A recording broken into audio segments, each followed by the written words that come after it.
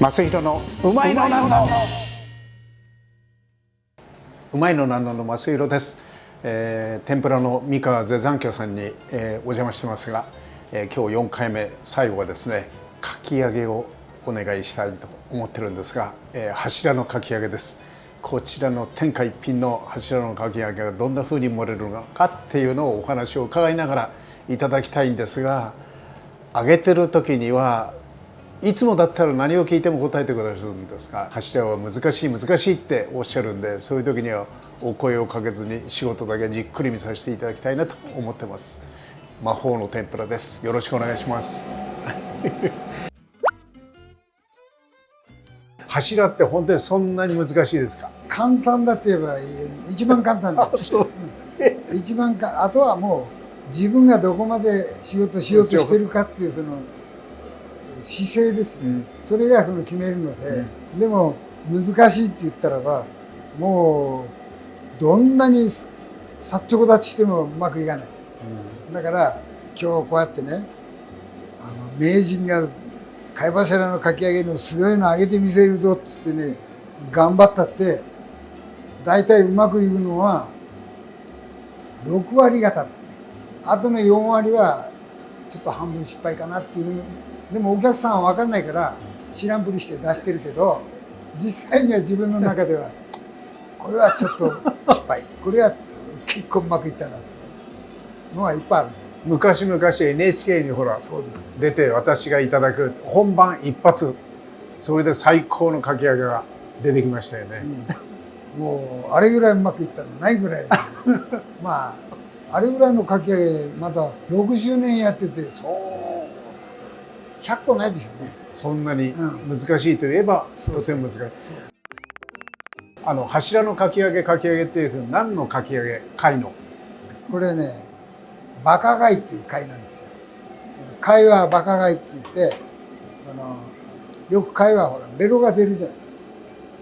で他の貝はねなんか驚いてもベロ閉まってから蓋するんです。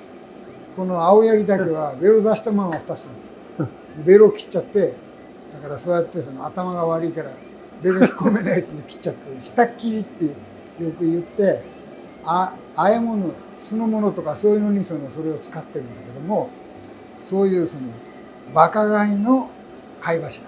名前はそうですけどとても高級なんですよね。そうなんです。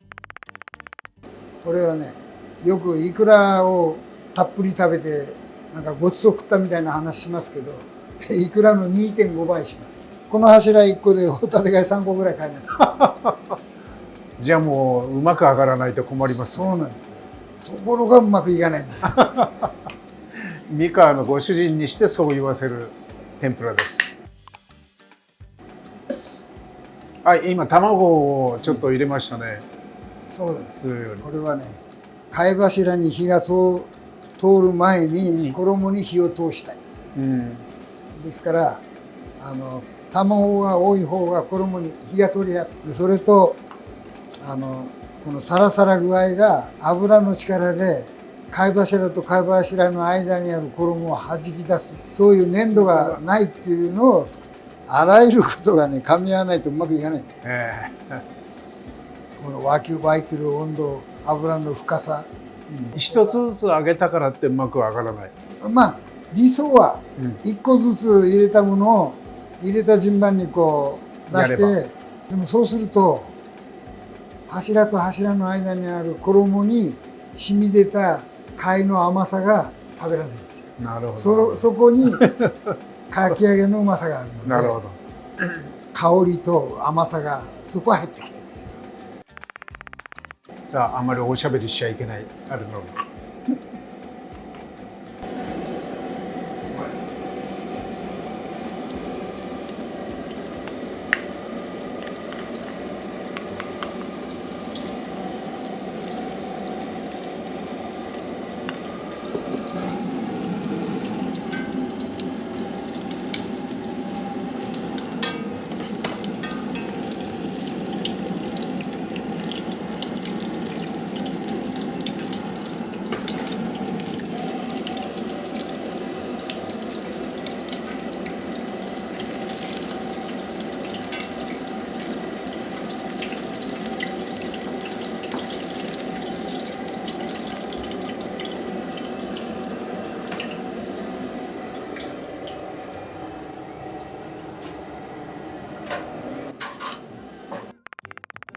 これはもう素晴らしいわ。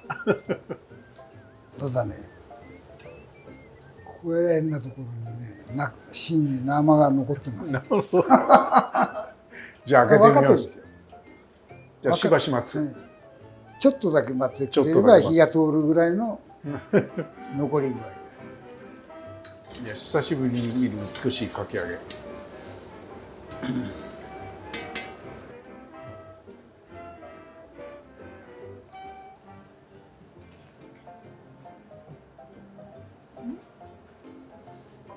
とてもいい感じですよ。こっちが生です。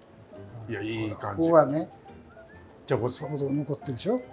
大体もうどこに残ってるか分かってる。すごい、なんかちょっと本当に衣が生のところ残ってる。そこまで火通すと全体がこの揚げすぎになる。だから、ギリギリを食べたい人には生を食わせる。いやでも本当の同じ店になった人にしか絶対出ませんから。うまい。